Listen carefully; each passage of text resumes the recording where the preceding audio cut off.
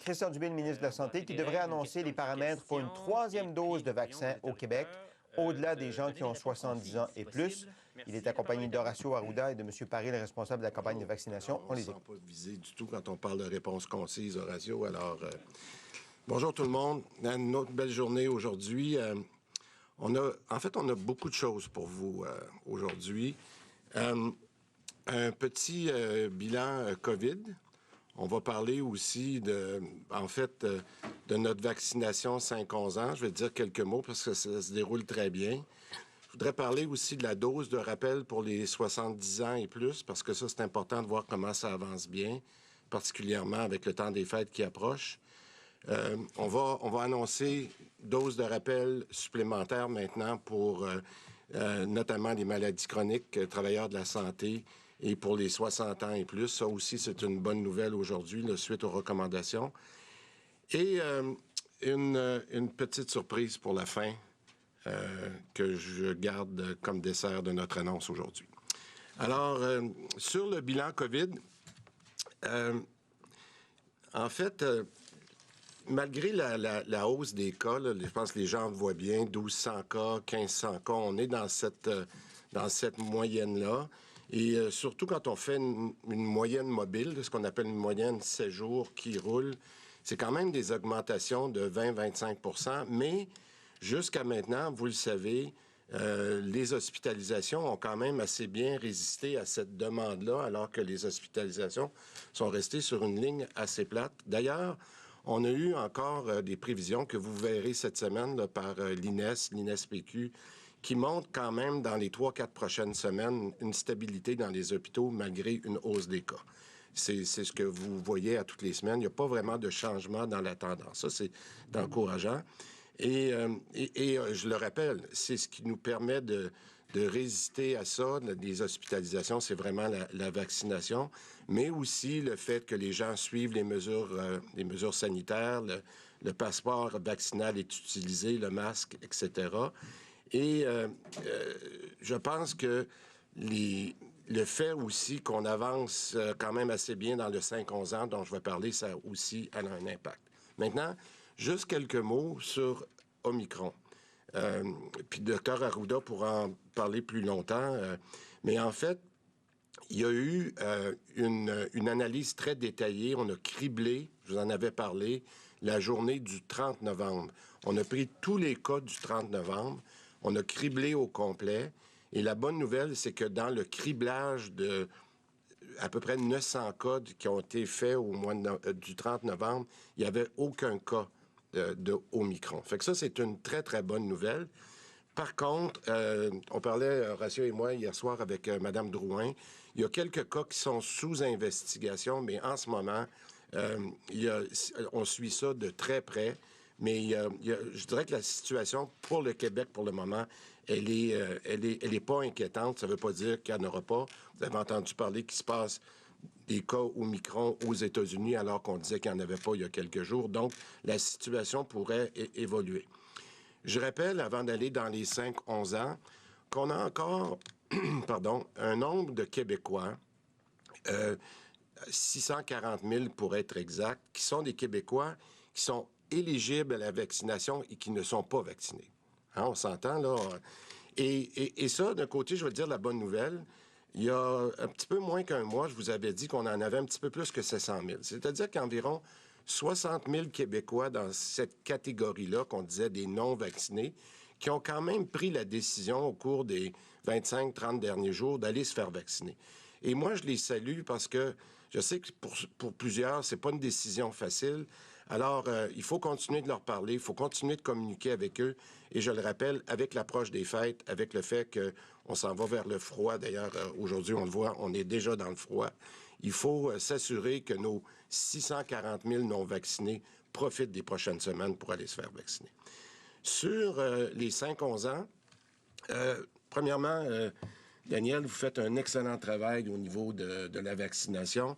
C'est près de 200 000 tout-petits, comme tu les appelles, qui ont déjà été vaccinés, un petit peu plus que 190 000, et déjà un peu plus que presque 100 000 rendez-vous, 90 000 quelque chose, qui ont déjà des rendez-vous. Alors, quand on additionne ceux qui se sont fait vacciner, plus les rendez-vous qui ont déjà été pris, puis ça, c'est en date de ce matin, c'est 43 ou 44 %. Alors, c'est très encourageant parce qu'on avait dit entre 40 et 80 %, c'était déjà une zone qui était assez confortable. On est déjà rendu à 43 %.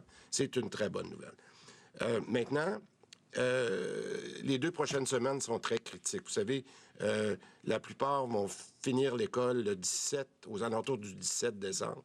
Donc, cette semaine et la semaine prochaine, autant dans les écoles, autant les parents qui amènent leurs enfants dans les centres de vaccination. Donc, je le répète, à tous les parents, à tous les enfants, on est dans la bonne direction et il faudrait être le plus haut possible lorsque prendra fin nos écoles. Bon, maintenant, mon troisième point sur la dose de rappel des 70 ans et plus. Je vous ai dit quelquefois que je trouvais ça lent puis que j'allais essayer de comprendre qu'est-ce qui expliquait ça. Je regardais avec mes collègues ce matin.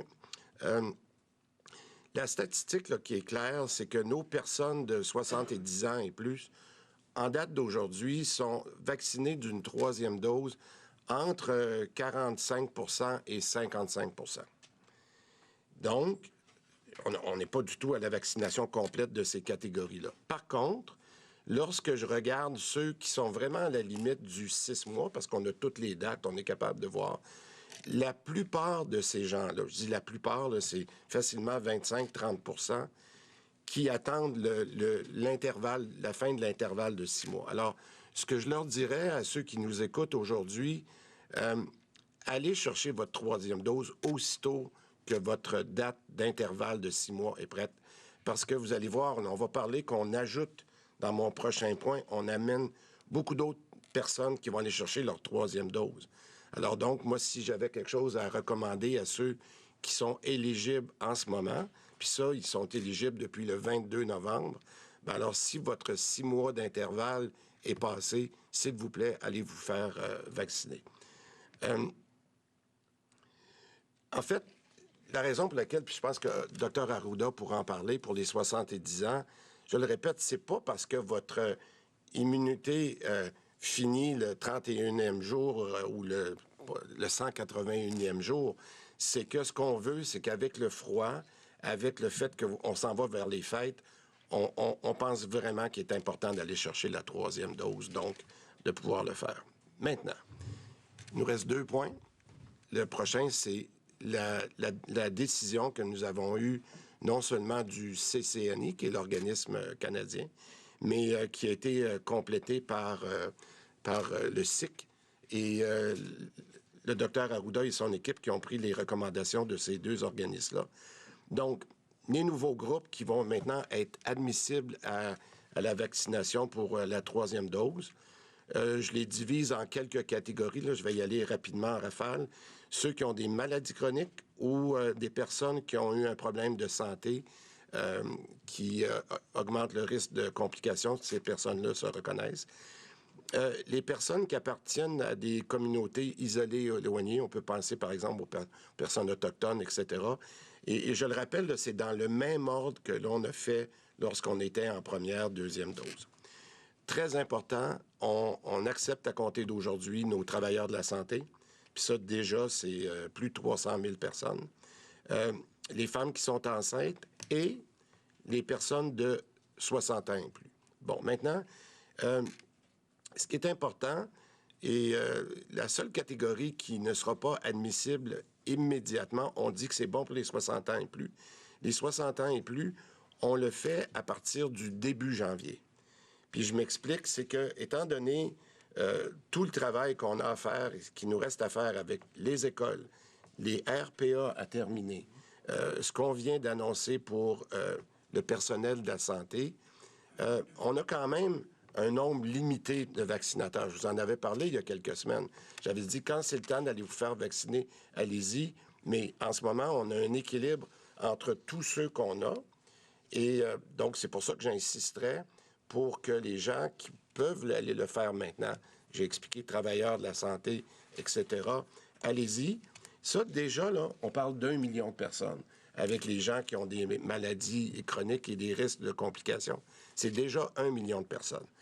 et Daniel peut-être pourra vous répondre tout à l'heure, si jamais on peut accélérer les 60 à 69 avant janvier, on le fera, mais pour le moment, c'est le premier bloc de 1 million de personnes dont on vous parle. Puis après les fêtes, ben, je pense qu'il sera correct de faire les 60-69 ans. Je répète aussi, pour ces gens-là qui seraient inquiets de dire pourquoi je ne peux pas recevoir ma 3e dose, bien, encore une fois, on ne change pas en citrouille après le 181e jour. La protection est toujours très bonne et plus votre âge baisse, bien, plus votre protection, elle est toujours bonne. Alors, on pense qu'il est quand même, avec la recommandation de la santé publique, correct d'attendre jusqu'au début de janvier, mais si on est capable de le faire plus rapidement. Peut-être que le petit message que je passerai avant la bonne nouvelle, c'est que oui, on a moins de monde qui nous aide à vacciner en ce moment. On a beaucoup de gens qui l'ont fait tout au courant de l'année. Lorsque ça l'a ralenti un petit peu cet automne, il y a des gens qui sont partis. Moi, ce que je demanderais aux gens qui voudraient venir nous donner un coup de main, surtout dans le prochain mois, le mois de décembre, on va être assez actif avec tout ce que je viens de vous dire. Et on vaccine aussi beaucoup, puis dans les écoles, c'est pas aussi facile que dans des centres de vaccination. Nos pharmaciens sont occupés avec l'influenza. Alors, on a moins de monde qui vaccine. Les entreprises, ben, sont plus là depuis la fin. Alors, je veux juste que les gens comprennent qu'on a un équilibre à faire entre un réseau qui est déjà fragile, où on ne peut pas aller chercher des infirmières qu'on n'a déjà pas dans le réseau. Alors, je pense que les gens comprennent que pour la catégorie 60-69, on vous suggère d'attendre après janvier, mais qu'il n'y a pas d'enjeu parce que votre immunité de votre 2e dose, elle est encore très forte. Mais je rappelle que si des gens peuvent venir nous aider, ceux surtout qui étaient déjà dans Je contribue, puis qui voudraient venir nous aider jusqu'aux fêtes ou un petit peu après les fêtes, on va les prendre avec plaisir. Alors, je passe le message aujourd'hui. Bon, je vous ai assez fait languir. Le dernier point, c'est sur les assouplissements pour les rassemblements de Noël. Bon, la santé publique a fait un gros effort, et particulièrement dans les derniers jours, pour faire une analyse de la situation. On pensait qu'on aurait une réponse un petit peu plus tard cette semaine, mais l'équipe du docteur Arruda s'est affairée à regarder, puis je le souligne, ça a été beaucoup de travail parce qu'il a fallu, vous voyez un peu ce que je viens d'expliquer, là, où on est rendu dans la situation COVID. Vous voyez qu'est-ce qu'il nous reste à faire dans le mois de décembre. Il a fallu vraiment peser le pour et le contre, mais comme j'ai dit, je vous ai assez fait languir. Alors donc, la santé publique recommande des assouplissements dans les rassemblements privés pouvant aller jusqu'à 20 personnes vaccinées à compter du 23 décembre. Je répète, donc uniquement dans les rassemblements privés pouvant aller jusqu'à 20 personnes vaccinées à compter du 23 décembre. En fait, puis Dr Arruda pourra vous donner le détail, mais ce qu'on vous donne aujourd'hui aux Québécois, ce qu'on donne aux Québécois, c'est un guide pour encadrer les rassemblements. La santé publique demande toutefois de limiter nos contacts et si on veut continuer de contrôler le virus. Alors, on expliquera un petit peu ce qu'on fait dans le détail de ça. Il faut rappeler aux gens que plus on a un grand nombre, on dit qu'on passe de 10 à 20, mais faites ça à l'échelle du Québec, là, c'est beaucoup de monde, c'est beaucoup de personnes. Et je veux être certain qu'on va se fier beaucoup à la responsabilité des Québécois. Ça fait presque 2 ans là, que les Québécois sont très responsables. On a été beaucoup plus souvent avec la carotte qu'avec le bâton, puis vous le savez. Dans le cas des aménagements, des assouplissements qu'on propose, je sais que les Québécois, dans les prochaines semaines, je le rappelle, vont continuer de suivre les mesures sanitaires. Puis je vous donne un exemple avant de conclure. Dans les restaurants, en ce moment, il y a peut-être un peu un relâchement. Il va y en avoir des parties de Noël dans les restaurants dans les prochaines semaines, prochains mois. C'est correct. Mais s'il vous plaît, assurez-vous que ce sont des personnes qui sont vaccinées et qu'on demande le passeport vaccinal. Et s'il vous plaît, respectez les règles. On veut tous arriver ensemble à Noël. Donc, avec la situation qu'on vit en ce moment, malgré les incertitudes, je pense qu'il est important de récompenser les Québécois pour l'excellent travail au niveau de la vaccination, le respect des règles. On va continuer à travailler ensemble puis à suivre ça de très proche pour que tout le monde puisse passer un beau Noël. Puis, si vous me permettez, je vais dire quelques mots en anglais. Pardon. Aujourd'hui, nous annonçons que nous prolongeons la troisième dose au nouveau groupe. Aujourd'hui, les gens aux maladies chroniques, les gens qui ont des maladies qui augmentent le risque de complications de la COVID, les gens de communautés éloignées ou isolées, les travailleurs de la santé et les femmes enceintes. Cela fait environ 1 million de personnes de plus qui pourront aller chercher la troisième dose. Au début de janvier 2022, bien sûr, les gens de 60 ans et plus, qui est un autre million de personnes, pourront obtenir la troisième dose. Rappelez-vous que la période minimale de 6 mois doit être échelonnée entre la deuxième dose et la troisième dose. Pour ceux de moins de 60 ans, on a décidé qu'il n'était pas nécessaire pour l'instant, étant donné qu'il n'y avait pas de faiblesse dans la diminution, si vous le voulez, de l'efficacité du vaccin dans ce groupe-là. Donc, des recommandations nous ont été soumises depuis quelques heures et je remercie notre Dr Arruda. La santé publique recommande donc jusqu'à ce que 20 personnes vaccinées puissent se rassembler à partir du 23 décembre. La santé publique a quand même demandé à ce qu'on limite nos contacts si nous voulons continuer de maîtriser la prolifération virale. Nous comptons sur les Québécois pour faire preuve de responsabilité et de jugement, comme nous l'avons fait depuis le début, afin de continuer de respecter les mesures sanitaires. Avant de prendre vos questions, Monsieur le Président du Conventum, j'aimerais souligner un événement un peu particulier aujourd'hui de quelqu'un que vous connaissez bien. Il sera pas content que je le dise, mais mon voisin de droite, le Dr Arruda, c'est son anniversaire. Mais on ne dira pas son âge. Mais il est éligible à partir du mois de janvier. Alors, bonne fête, Dr Arruda. Ministre. Bon anniversaire, M. Arruda. Il nous reste très exactement 38 minutes à cette conférence de presse. Une question sous question, je vous rappelle, c'est parti en français avec Mme Véronique Prince, Radio-Canada. J'ai à peu près 10 questions, puis M. Arruda devait nous donner son guide de rassemblement. Il l'a pas fait encore. Est-ce que je dois prendre une question pour lui demander son guide de rassemblement? Ou on laisse la parole au fêté et je ne gaspille pas ma question? On va faire une fête aussi aujourd'hui, alors allez-y, puis on suivra. Merci. Non, mais c'est parce que M. Dubé a dit que vous alliez nous donner comme un genre de guide. Un guide, c'est une expression que j'ai dit. Okay. Il n'y a pas de guide écrit. Là, je pense qu'il y a déjà pas mal d'écrits. On a fait En fait, les mesures, si vous me permettez, Dr Arruda, on a remis à jour toutes les mesures en date du 15 novembre. Vous vous souvenez, là, si vous allez sur le site, là, il y a, sur le site de québec.ca, toutes les mesures en application sont là, depuis le 15 novembre. La seule qu'on change aujourd'hui, c'est les rassemblements privés. C'est la seule. C'est simple comme ça. OK, alors, bien, allez-y. J'aurais peut-être un message à passer. Oui. Probablement comme médecin, quand je vois des choses évitables arriver, ça me fait mal. Je veux juste rappeler aux non-vaccinés, puis je veux respecter leur choix, là, que les non-vaccinés, actuellement, il y a beaucoup de virus qui circulent. Il va y avoir des rassemblements. Je ne recommande pas aux non-vaccinés de se mettre en gros groupe de rassemblement parce que c'est eux qui vont faire la maladie, qui vont peut-être éventuellement se retrouver aux soins intensifs puis être hospitalisés. Là. C'est le profil qu'on a actuellement. Donc, ça, je tiens à le dire. Pour ce qui est des rassemblements familiaux dont on dit en haut de 20, idéalement, pas de mettre des personnes non vaccinées. Parce qu'aussi, les gens qui sont vaccinés peuvent quand même avoir le virus, le transmettre aux non-vaccinés, puis là, votre beau-frère qui est non-vacciné pourrait se retrouver aux soins intensifs. Fait que ça, c'est bien important.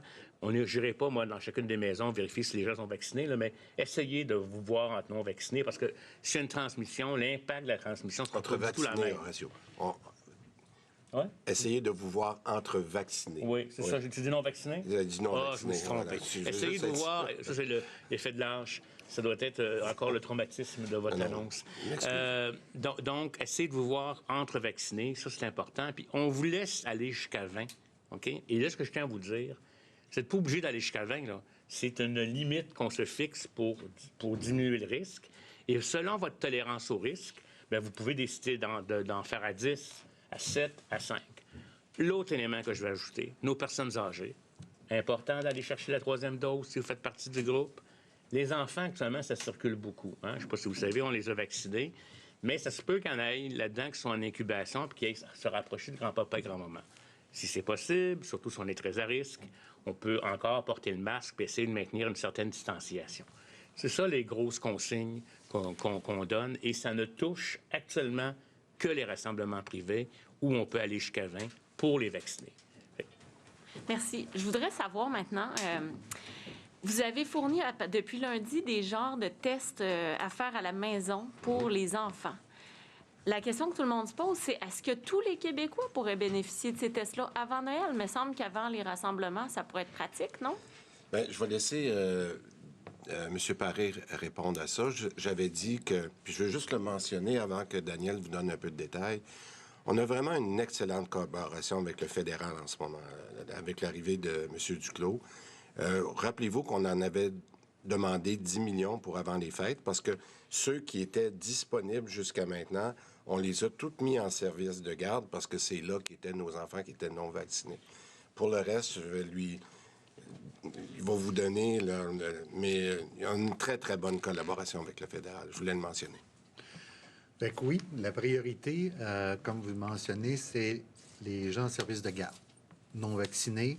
Donc, c'est le premier groupe que la distribution, je me sens vraiment comme un Père Noël quand je parle comme ça, mais la distribution des tests rapides ont déjà été faits, soit au niveau des CIS et des CIUS, et présentement, là, où on se parle justement, les services de garde là, vont les chercher où il y a un système de livraison. Premier groupe. Deuxième groupe, on va vouloir prioriser, si on reçoit les tests toujours avant la fin des classes, les écoles primaires. Parce que, encore là, c'est un groupe que là, on voit, là, n'ont pas eu leurs 2 doses, etc. Fait qu'encore là, quand vous additionnez ça, là, c'est quand même là, un autre 3 millions de tests rapides qu'on veut déployer d'ici la fin des classes. Et si, encore là, nous recevons d'autres tests rapides, on va les rendre disponibles à la population générale d'ici les fêtes. Fait qu'il y a beaucoup de si dans ce que je vous ai dit. Fait que moi, ce que je travaille, c'est sur des chaînes logistiques pour m'assurer de ces 3 grandes priorités-là. Mais je peux vous dire qu'on travaille fort. Ma deuxième et dernière question maintenant. Souvent, vous nous avez donné un calendrier des vaccinations. Est-ce que vous ne pourriez pas nous donner un calendrier préliminaire pour la 3e dose? Parce que là, vous nous parlez des 60 ans et plus, mais à ce que je cherche, il y a beaucoup de groupes qui ont eu leur 2e dose en juillet.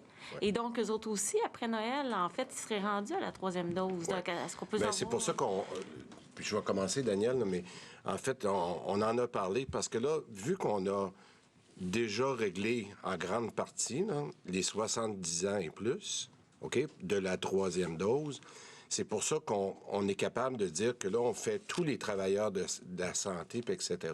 Maintenant, on sait aussi que ceux qui sont en 60 et 70 ont été faits surtout à la fin juin, début juillet. On sait ça. Alors, quand vous prenez fin juin, début juillet, puis que vous rajoutez 6 mois, on les retarde pas. Là, ça va être vraiment le moment idéal pour eux, là, avec l'intervalle de 6 mois, c'est le début de janvier. Alors, c'est pour ça qu'on dit aujourd'hui, basé sur ce qu'on a et nos autres priorités, c'est-à-dire travailleurs de la santé, les gens qui sont malades, etc., nos tout-petits qu'on n'a pas fini de vacciner, bien, on pense que les 60 ans et plus qui n'auront pas été faits, ça se ferait au début de janvier. François Carabin, le devoir. Fait que si je peux peut-être mais rapidement. Répondre sur votre calendrier. Fait qu'aujourd'hui, ce qu'on vient d'annoncer, les maladies chroniques et les travailleurs de la santé, du réseau de la santé, c'est eux qu'on priorise en premier. Maintenant. Et maintenant, la prise de rendez-vous peut se faire dès aujourd'hui. Pour les personnes de 60 ans et plus, la prise de rendez-vous début janvier, vous allez voir, on va vous arriver avec quelque chose que vous connaissez déjà, 65, 69 à une date, et une autre journée, ça va être les 60 à 65 début janvier. Encore là, ça va être le même système de Clic Santé. Premier groupe, c'est 1 million de personnes. Les 60 ans, c'est un autre million de personnes. Fait que c'est comme ça qu'on le fait dans notre séquence. Puis après ça, suite aux recommandations de la santé publique, on verra pour les doses de rappel pour les autres groupes d'âge. M. Carabin. Oui, bonjour à trois. Vous avez M. Dubé avec une surprise en cas de l'anniversaire de M. Arruda. Sur les rassemblements de Noël, est-ce qu'il y a d'autres annonces qui sont prévues, d'autres assouplissements, d'autres restrictions? Parce que là, vous ne nous avez pas nécessairement parlé par exemple, des parties de Noël. Donc, c'est statu quo dans cette situation-là? Je pense que non, il n'y a pas d'autre, il y a rien d'autre, Horacio, qui est prévu. Je pense que je l'ai bien expliqué tout à l'heure, puis je vais le répéter. L'équipe du docteur Arruda a vraiment pris les pour et les contre. On est quand même dans un domaine d'incertitude. Les gens savent que Omicron est là. On le sait qu'on n'a pas encore tout vacciné de la 3e dose. Mais quand on prend tous ces éléments-là, on dit s'il y a une chose qu'on peut alléger aujourd'hui, c'est le nombre dans les rassemblements. C'est ça que les gens veulent savoir. C'est ça qu'ils voulaient savoir. Mais pour le moment, là, il n'y a aucun autre assouplissement qui est prévu. Puis j'insiste sur le fait de respecter les règles actuelles. Hein? Parce que, par exemple, si vous êtes au restaurant, oui, vous enlevez votre masque quand vous êtes assis, mais si vous vous déplacez, vous devez porter votre masque. Il faut que la distance entre les tables soit là, etc. J'insiste que les mesures qu'on met en place, quand on va à l'intérieur de certains commerces, on porte notre masque, on maintient ça. Parce que, justement, pour abaisser cette nourriture de vaccins, de virus que prend les contacts comme tel. Donc, ce risque est calculé. On a regardé aussi, on est chanceux au Québec, on a quand même des hospitalisations qui sont stables et qui ne sont pas en train d'augmenter. On va voir. Là, on se donne une liberté bien calculée par rapport à ça. Puis on fait confiance aux Québécois. Et je sais d'ores et déjà que des gens qui sont à risque, qui se sont dit, ils n'ont pas le goût d'avoir des 20 personnes à la maison, ils vont faire ça plus petit entre eux. Puis je pense que c'est ça qui est important qu'on comprenne. On va jusqu'à 20, parce qu'on ne veut pas aller jusqu'à 40 à 50 dans les maisons privées. Et puis le reste des règles reste les mêmes. Puis ça, on ne vient pas en arrière, on ne met pas du tube dans la pâte à dents. On verra en janvier qu'est-ce qui sera avec Omicron. Là. Moi, comme je l'ai toujours dit, ce que je dis aujourd'hui peut être différent demain. Mais pour le moment, on est sur une voie où on pense que ce risque-là, j'avais dit jusqu'à la semaine du 6 décembre pour prendre ma décision. Et là, je me sens plus rassuré. Il y a 2 semaines, j'aurais peut-être pas fait la même chose, mais aujourd'hui, je me sens rassuré. Je vais poursuivre là-dessus. Comment est-ce qu'on va fonctionner pour, si on veut, l'opérationnalisation de la mesure? Vous parlez de 20 personnes vaccinées. Comment est-ce qu'on s'assure que 20 personnes sont vaccinées? Est-ce qu'il y a des mesures coercitives qui sont prévues? Puis est-ce que cette mesure-là débarque après les fêtes? Est-ce qu'on revient à 10 personnes? Je vais commencer par la dernière. On ne met pas de date définitive. On dit que ça commence le 23 décembre, mais on ne met pas une date de fin. Parce qu'on pense qu'on est capable de vivre avec ça, mais comme le dit souvent le Dr Arruda, s'il faut reconsidérer ça après les fêtes, on le regardera. Mais pour le moment, là, c'est parce qu'on n'aime pas ça revenir en arrière. Fait qu'aujourd'hui, on dit c'est une mesure qu'on fait à compter du 23 puis qu'on aimerait qu'il dure. OK? Sur la question de la coercition, on n'est pas là du tout. Pour être très honnête avec vous, là, on ne commencera pas à les voir dans les parties privées si les gens respectent le vin. On se comprend bien, là. Mais on se fie tellement aux Québécois qui sont responsables. Je pense que c'est...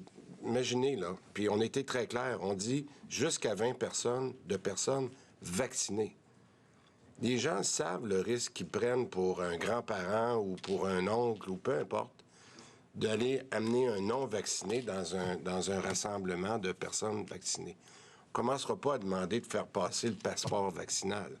Mais dans les familles, je pense que les gens, entre eux, puis c'est malheureux, ils auront à faire un arbitrage, mais on se fie aux Québécois d'être capables de faire cette décision-là, mais d'avoir un rassemblement qui est exclusivement pour les vaccinés. Côté TVA. Bonjour à vous trois, Monsieur Arruda. D'abord, sur les tests rapides, bon, il y a beaucoup de si, là, mais est-ce qu'on a quand même une meilleure idée de comment ça va être distribué? Est-ce que ça va être payant? Est-ce que ça va être gratuit via le réseau des pharmaciens? Peut-être plus de détails là-dessus. On travaille toujours sur le réseau de distribution, mais le scénario lequel on travaille, ça va être sur la gratuité. Ça je peux m'avancer déjà là-dessus pour les Québécois, Québécoises. Et là, il reste à attacher, vous comprendrez, des fils pour rendre ça disponible à la population. Puis ce que vous évoquez, c'est un des scénarios sur lesquels on travaille.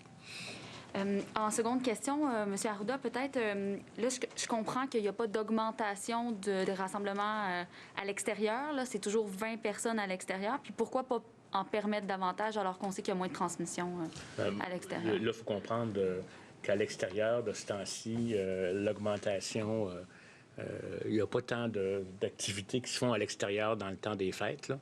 Je veux dire dans les cours comme l'été, etc., là, on a décidé de ne pas rien changer, mais de permettre plutôt les rassemblements à l'intérieur.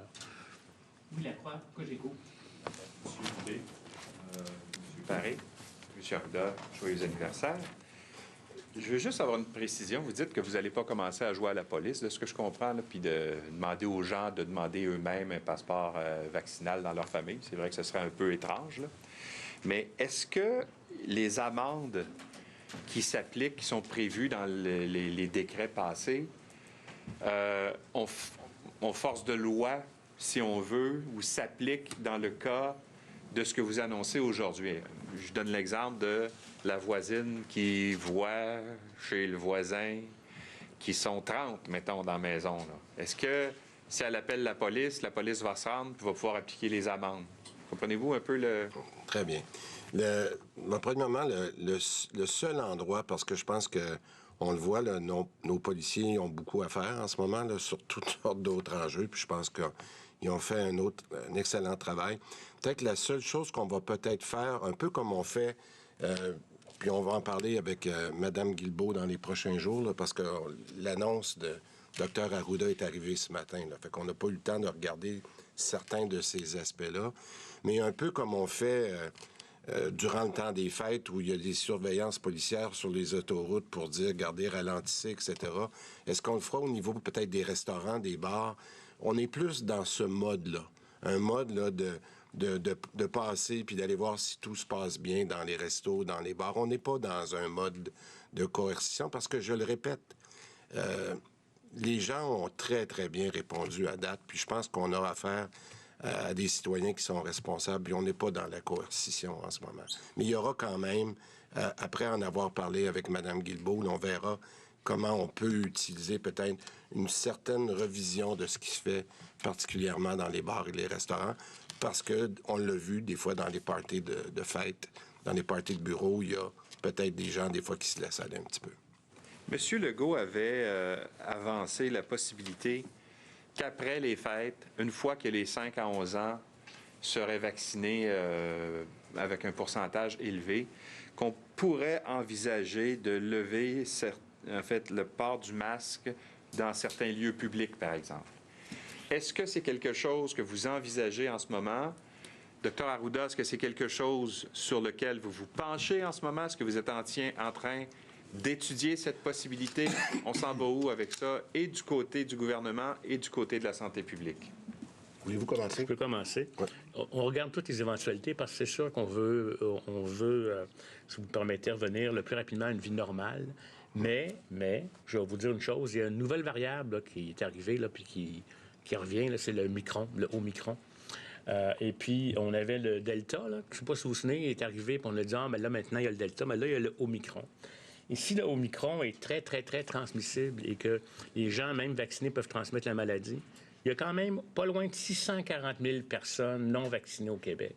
En tout cas, certains ont fait la maladie là-dedans, mais à peu près, il y a quand même une masse importante. Ici, on a un virus très, très transmissible. Mais ces gens-là vont attraper la maladie et une bonne proportion va se retrouver à l'hôpital pour aux soins intensifs. Et là, on pourrait se retrouver avec un pic qui serait malheureux. Fait qu'on va être obligé de regarder ça en fonction du Omicron, puis de comment l'épidémie se comporte, puis comment vont nos hospices. On s'attend à une dissociation entre le nombre de cas qui montent puis le nombre d'hospices qui reste stable. C'est ce qu'on vise. Mais si ça se met à monter, là, je vais être obligé de voir ce qu'on fait. Et parmi les mesures qui ont été démontrées relativement efficaces dans les pays où ça s'est mis à s'accélérer, le maintien du port du masque a été reconnu récemment comme étant possible dans un article du British Medical Journal. Puis peut-être, M. Lacroix, pour compléter, vous parlez pour le gouvernement. Moi, je pense que dans le cadre de ce que M. Legault a dit, puis on est vraiment là, il faut faire la différence entre l'arrêt des mesures sanitaires, ce qu'on s'est engagé à faire lorsqu'il y aurait la vaccination des 5-11 ans, mais des mesures de transition qu'on pourrait avoir, en fait, ce que j'appelle pour apprendre à vivre avec le COVID.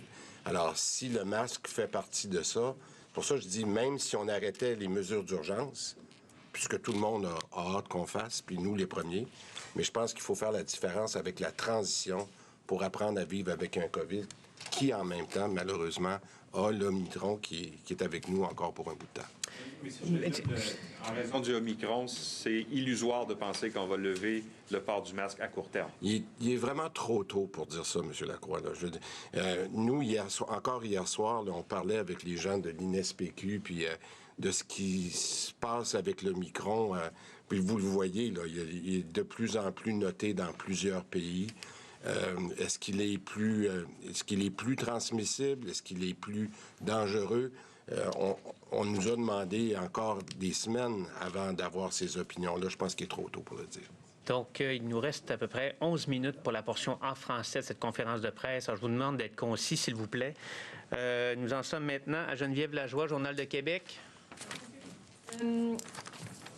Ça a circulé récemment à l'effet qu'en ce moment, il y avait un sondage, ou dans les derniers jours, il y a eu un sondage qui a été fait auprès de citoyens, justement en lien avec les mesures sanitaires dans le temps des fêtes. Est-ce que le gouvernement a commandé un sondage à cet effet-là? Et dans quelle mesure est-ce que ce sondage-là influence les décisions du gouvernement? Je ne sais pas, moi, si vous voulez répondre, Horacio, mais moi, je n'étais pas au courant qu'il y avait un sondage là-dessus. Puis je vais vous dire, je ne suis pas sûr que c'est les sondages qui ont un impact sur le docteur Arruda. Je vais le laisser répondre. Je pense pas. Non, je vais vous dire, on se fait des sondages autour de nous pour voir comment les gens perçoivent le risque, etc. Là, mais la décision est basée sur une augmentation du nombre de contacts, mais qui est acceptable dans un contexte de gens complètement vaccinés. OK? Il n'y a pas de littérature qui va vous dire que le chiffre, c'est 19,5 versus 23,2. Là.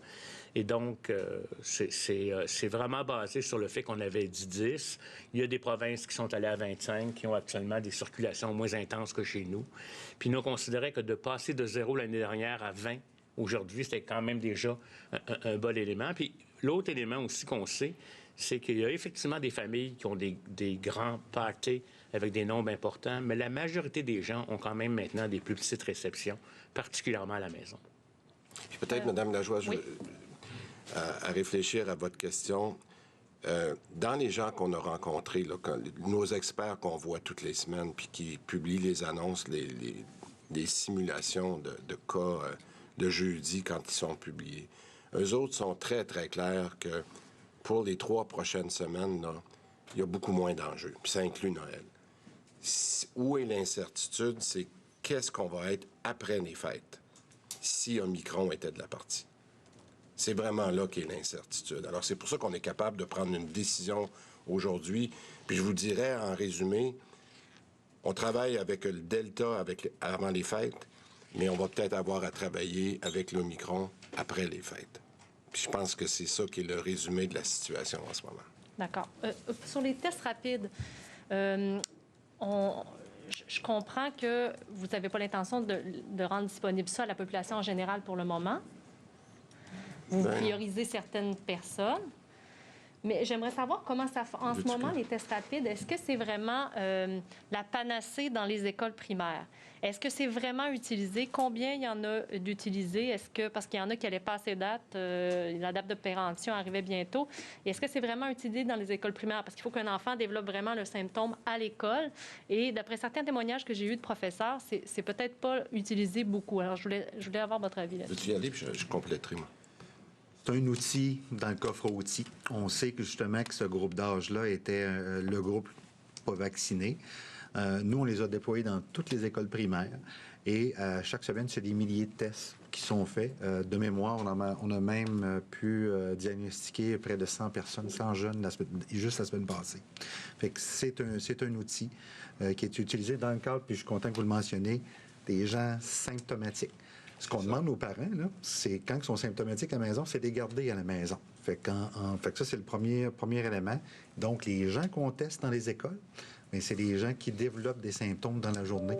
Fait que le chiffre, je suis heureux que vous me dites qu'on n'en a pas des dizaines de milliers par semaine. Ça voudrait dire que les parents font pas leur travail. Fait qu'ils le font très bien. Mais s'il y a des symptômes qui se déclarent dans la journée, les tests sont disponibles et sont utilisés.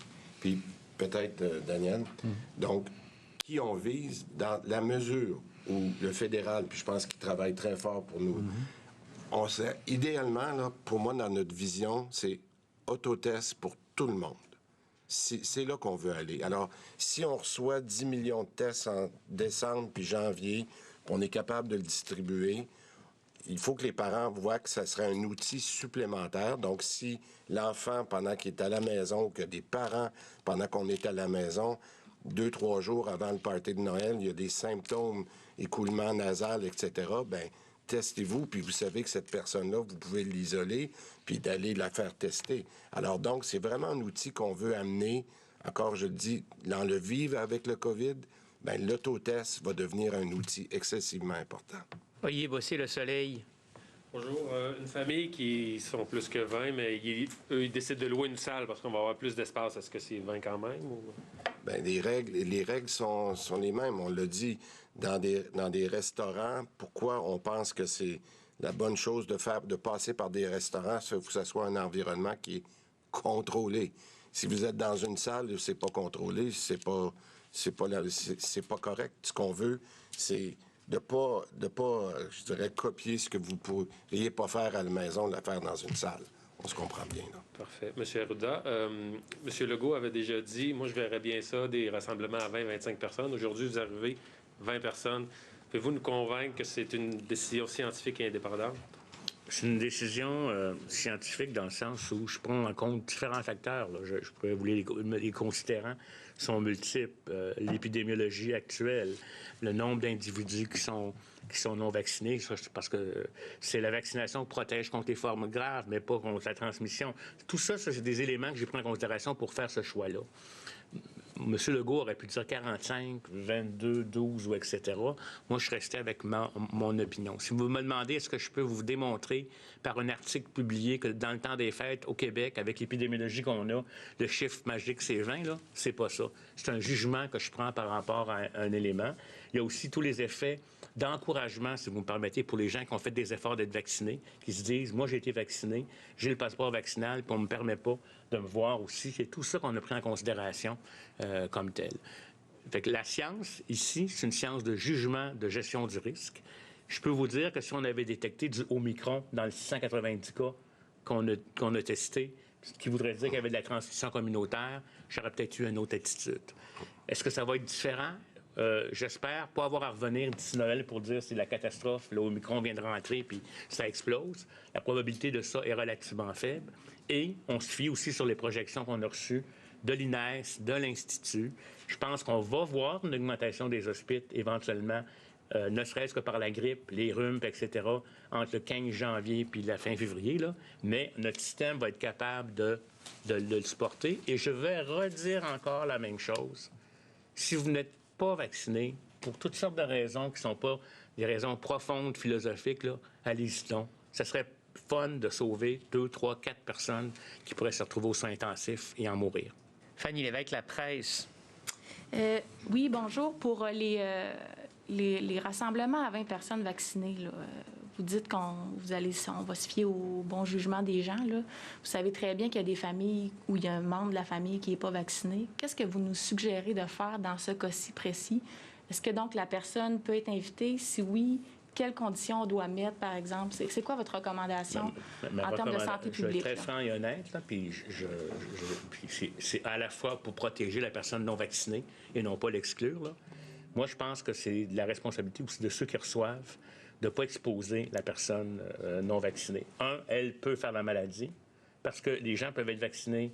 Puis il y a un enfant aussi, là, qui est dans les écoles actuellement, il incube, il est en train d'avoir la transmission, puis il va infecter mon oncle, ou l'oncle, excusez-moi pour le mot mon oncle, l'oncle, OK? Et il va se retrouver à l'hôpital. Fait que moi personnellement, là, ma recommandation, puis vous pouvez mettre ça sur le dos du docteur Arruda, Vous savez, j'ai le dos large, hein, que Dr. Arruda a dit c'est mieux de ne pas faire de pâté de vaccinés avec non-vaccinés. C'est ma recommandation. Si les gens veulent l'avoir absolument, bien, il y a des mesures qui sont la distanciation, le port du masque, tout ça. Mais la meilleure chose, si vous me demandez, là, c'est la vaccination. Je m'excuse, là, je reviens avec ça. C'est très bien démontré. Hey, ça va bien là, dans nos CHSLD. Ça va bien dans tous nos milieux de personnes âgées actuellement. Pourquoi? Parce qu'on les a vaccinés. Puis ça, si c'est pas une démonstration, là, je me demande qu'est-ce qu'on attend. Mais moi, ma recommandation, c'est ne le faites pas. Parfait. Pour la troisième dose, le Horacio Arruda, le directeur national de la Santé publique, Christian Dubé, le ministre de la Santé, nous annonce, et c'est la surprise de cette conférence de presse, qu'à partir du 23 décembre au Québec, les gens pourront se rassembler à la maison à 20 personnes. Le gouvernement, donc, a pris sa décision sur la base d'une recommandation de la santé publique. Les rassemblements privés intérieurs pour les fêtes, à partir du 23 décembre, pourront se faire à 20. C'est un chiffre qui est à la fois basé sur des données scientifiques, mais aussi sur un peu de subjectivité selon la progression de la maladie au Québec, mais aussi l'idée qu'il faut donner un peu de répit aux gens pour leur santé mentale et leur permettre de se réunir. Donc, c'est l'annonce qui est faite, qui est devancée par le gouvernement. C'est une surprise aujourd'hui qu'on nous annonce ça. C'est le seul changement pour les fêtes.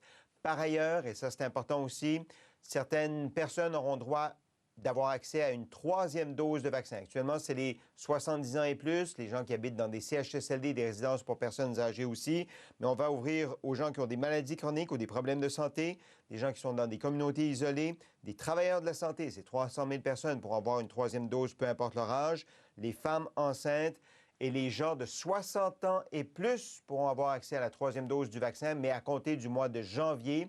C'est une question d'entonnoir. En ce moment, on vaccine les 5-11 ans. On va vacciner certaines personnes aussi avec une troisième dose. Il faut donc laisser le temps ou l'espace pour la campagne de vaccination d'absorber les gens de 60 ans et plus pour une troisième dose de vaccin à partir du mois de janvier.